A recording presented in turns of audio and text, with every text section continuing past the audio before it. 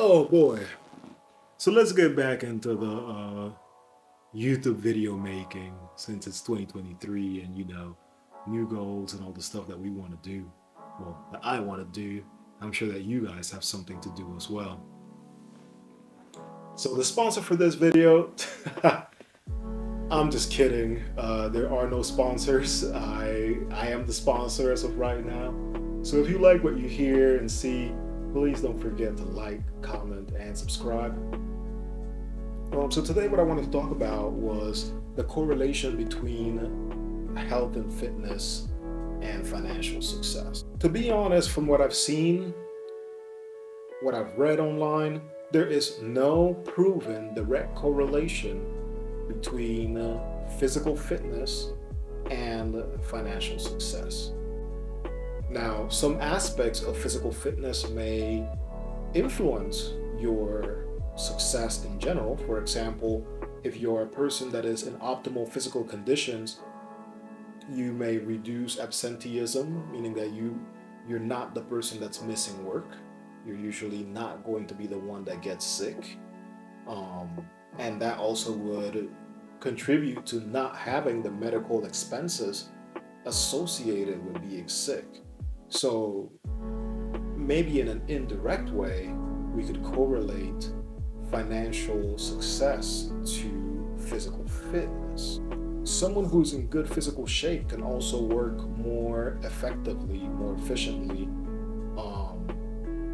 and that could increase your production when it comes to work, as well as the perceived value that you bring to a company, which would then increase your financial stability and therefore to some degree contribute to your financial success. Some people make the assertion that many financially successful people tend to be physically fit, and because of that we make an association between the two.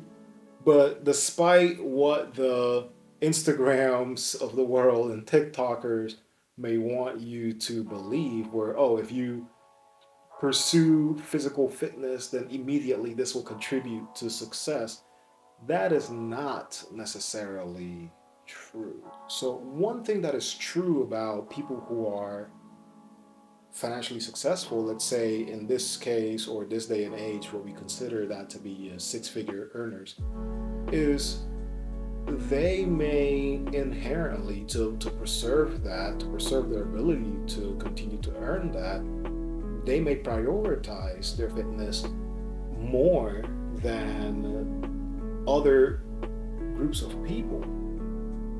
But this does not indicate that there's a correlation between the fitness and the success level. There's plenty of people who are not fit and financially successful, and vice versa.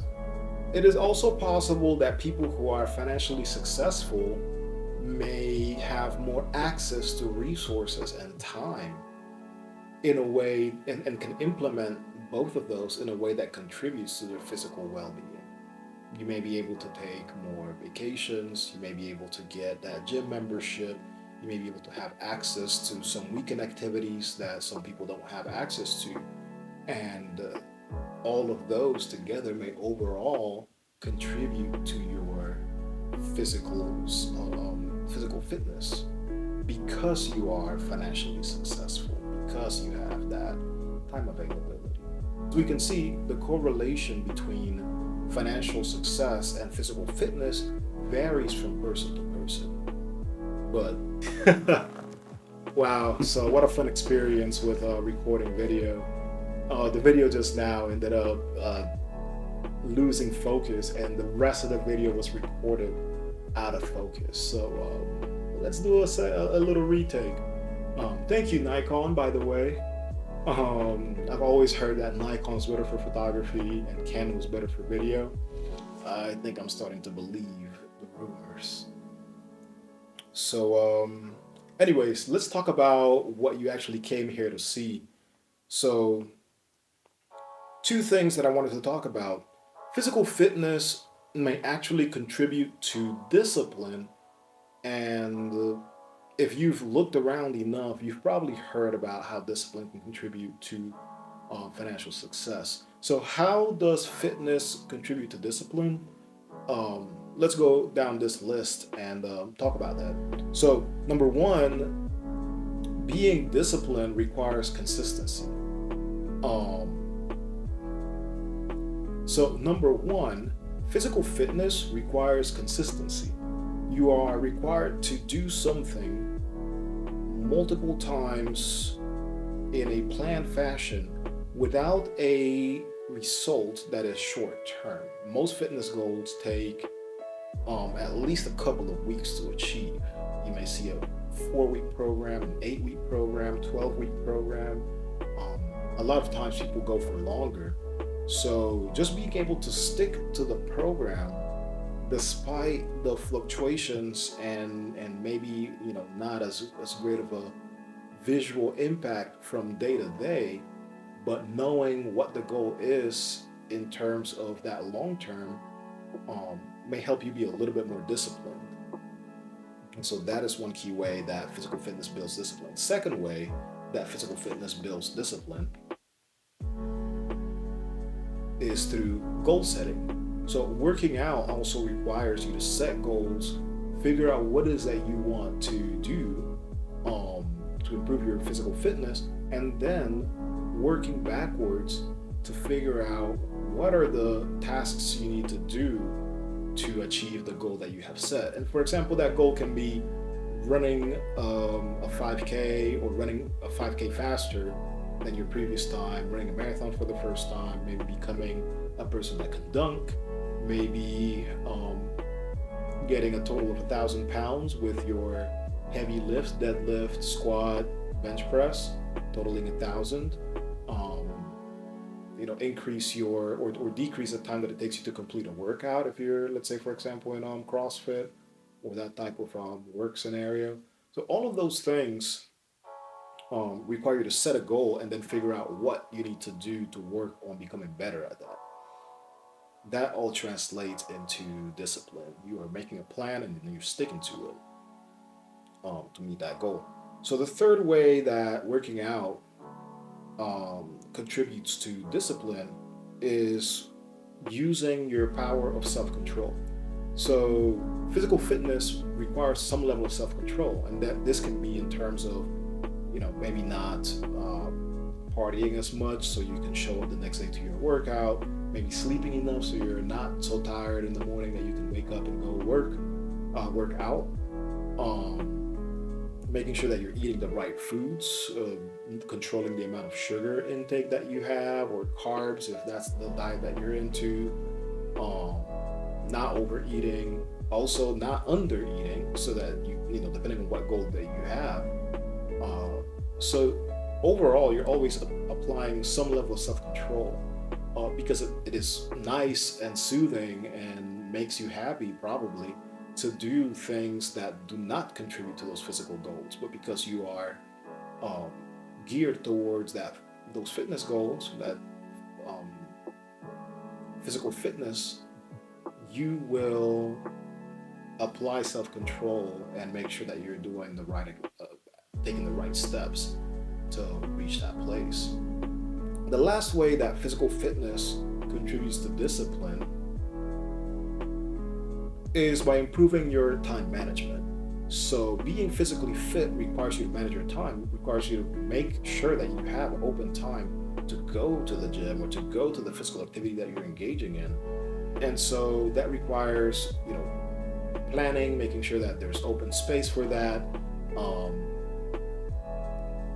figuring out when you're going to sit down and do the research or have the conversations with your coach or be online looking at information regarding what you're trying to achieve. And all of this requires some level of discipline. If you follow enough success oriented pages on the internet, you have definitely heard at some point that financial success requires discipline. So, as we said before, physical fitness requires discipline. That discipline could then contribute indirectly to your financial success. So, in which ways does discipline contribute to financial success? It kind of goes along with what we said before. So, Number one, being disciplined allows you to set goals and then do what it takes to meet them.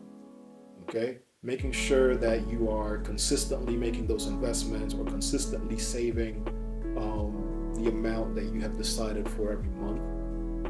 Making sure that you have set these goals and are able to achieve them is a part of that discipline. The second element of discipline that allows you to achieve financial success is becoming a person that can stick to a budget. So the same way that you stick to the things that you need to eat, or you stick to the routine that you need to follow, stick to the process, discipline can help you stick to a budget, which is a very important facet of financial success.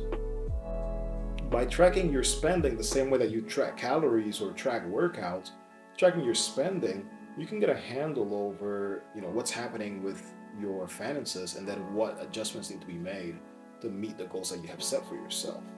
So that allows you to better control your financial situation. The third element of discipline contributing to financial success is the ability to save money.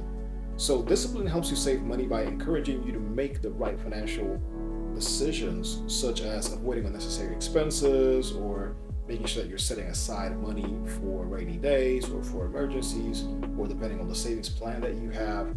So being able to save that money is something that comes from discipline, or that discipline heavily contributes to. And the last thing is discipline could help you be a wise investor. And a lot of times as investors, people make irrational or emotional decisions.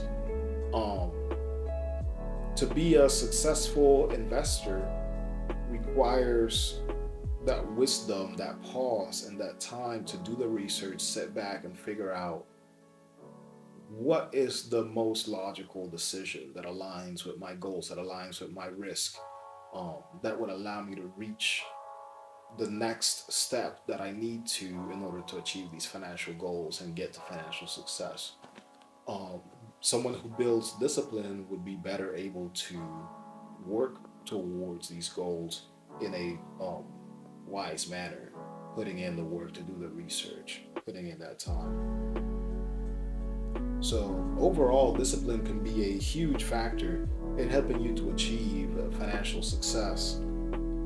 It enables you to make smart financial decisions. It enables you to stay focused on your goals. It enables you to use self-control in terms of expenses, and all of this will contribute to your financial success.